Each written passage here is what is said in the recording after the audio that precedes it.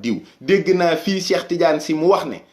mas naa saaga sama soxna sëñ Babacar woo ma ne ma damaa foogoon ne da ngay mel ni sa maam Cheikh Anta Mbacke waaye doo mel nii nga mel.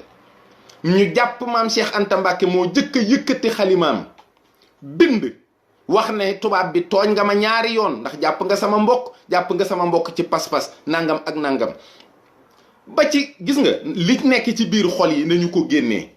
man dégg naa murit yu bari ñuy wax ne sëñ Babacar si dafa bañ sëñ Touba di expliquer yoo xam ne lépp ci réew mi lañ koy waxee yéen a gën a xam li may wax du dëgg bi mu amee barke Serigne Saliou Mbacke man lu ci ne topp naa ko ci di ko seetlu di ko gëstu man musumaa gis Serigne Babacar si lu mu bind di ca xas kenn ci kilifa diine yi Sénégal yi rawatina baayam bii di sëñ Touba musumaa gis doomu Serigne Cheikh doomu Serigne Babacar si bu bañ sëñ Touba wax ko ñëpp dégg ko wala mu jëfe ko arrêtez ces conneries là arrêtez de dire ces conneries là gis nga sëñ Babacar si boroomu xam-xam la boroomu juddu la ku nangoo jaamu yàlla te sell la ku am fulla la nag parce que li ma xam nag mujj gi ma xam ne am na ci loo xam ne c'est né d'une concurrence déloyale mooy kat Sénégal amoon na situation géopolitique amoon na ay problème waaye sëñ Babacar si administration bi joxoon nañu ko cër fonkoon nañ ko jàpp nañu ko mu jël taalibeem yépp dugal leen ci administration bi dugal leen ñii ci gouvernement bi ñii mu dugal leen fii placé leen ku ci ne mu teg la foo xam ne da ngay am xéewal di am tawféex di am ndam ku fa dem buñ la fa xatalee yaa xam c'est ton problème mais voilà comment Serigne Babacar Sy a évolué loolu moo taxoon Ahmed Khalifa Niass wax ne toll nay jamono boo dul taalube Tidiane sax da nga koy nëbb c'est-à-dire Serigne Babacar Sy jàmbaar la bi baayam di dem bi mu demee ba pare samp na fi loo xam ne ci système taxawal ko ba tey jii lépp luy dox ci kër Alxaaji Malick boo ci génne woon liggéeyu ba Serigne Babacar Sy mu màbb lii mooy dëgg nit nag ak njàmbaaram danga ko koy nangul léegi nag nañ ñëpp góorgóorlu gis nga lii mu def ci tiijaan yi ba ñu gëm ko gëm boo xam ne yemaliwuñ koog dara sëriñ bu ko ne boo ko defoon sa kër Sénégal développé maa ko wax sëriñ bu ci ne boo ko defoon sa kër Sénégal développé sénégalais yi barke sëñ Touba Mbàkke dañoo soof gis nga sénégalais gis nga fi ne bu ngeen doon course nga raw ko sax mu ne dàllam ya am na xaaw bu mu ca takk nan waxante dëgg nit bu ngeen tolloo jamono mu damee la le pion il faut éviter de lui dire du mal day yokk sa defet Serigne Babacar Sy Cheikh Tidiane mii dégg naa benn bis mu ne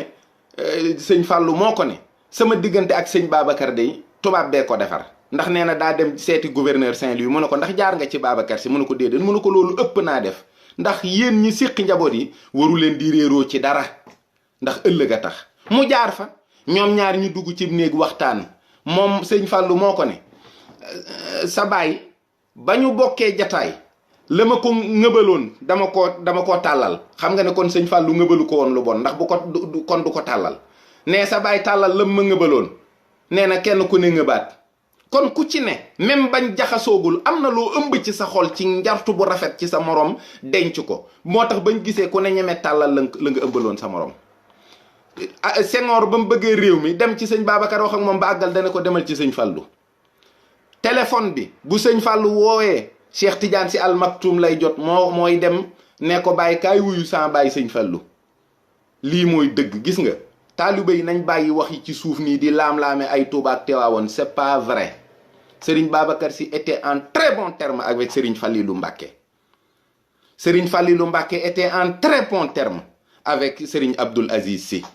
Serigne Abdoul Aziz Sy était en très bon terme avec Serigne Abdou Lahad avec Serigne Abdou Khadir avec Serigne Saliou sëñ Saliou mii lii may wax Serigne Amsatou Moussa ñëpp laat moo ma ko nettali nee na bàyyi Serigne Abdou Aziz Sy gane si na ko di ñibbi ba mu jàpp ne ci xelam sax sëñ Abdou war naa àgg njaareem ne sëñ bi ne tekk ba yàgg rek nga xam ne loolu xaw naa yàgg mu ne ko sàllaaw sëñ Abdou mii de bu amoon ñaar fukki at ak juróom dana baax lool te booba mag la lool mu ne kii defar réew mi ak defar l'islam rek ko ñor ndax pusoom bii mu yor di ñawale gane ji na ko got ba tàyyi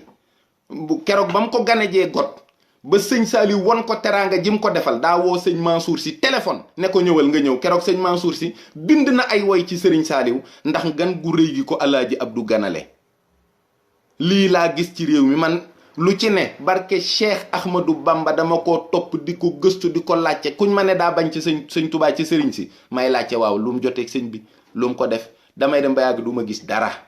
comme kuñ ma ne daa bañ alaaji Malick ma topp ko di ko gëstu di ko laajte ma dem ba ci biir ma xam ne léegi man xam nga lu ma xam ku bañ sëñ Touba di nga bañ alaaji Malick di nga bañ ñi ci des ku bëgg sëñ Touba di nga bëgg alaaji Malick di nga bañ ñi ci des ku bañ sëñ Touba nag moom wala nga bañ alaaji Malick baaxoo loolu mooy dëgg.